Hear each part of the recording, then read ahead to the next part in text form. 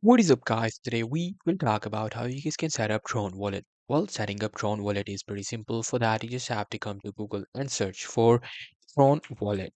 Now, searching for Tron wallet will bring you these websites. Here, you just have to click on this Chrome web store and then add the Chrome. You can actually download the app in your mobile device as well, which should be Tron wallet or Tron link.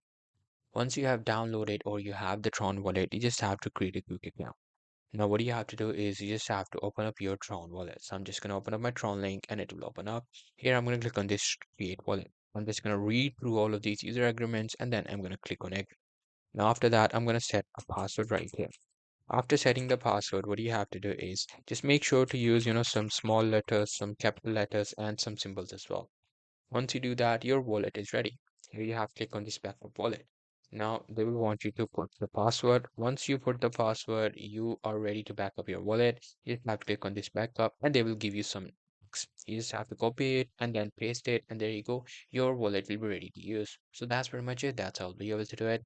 Hope you guys find this video helpful.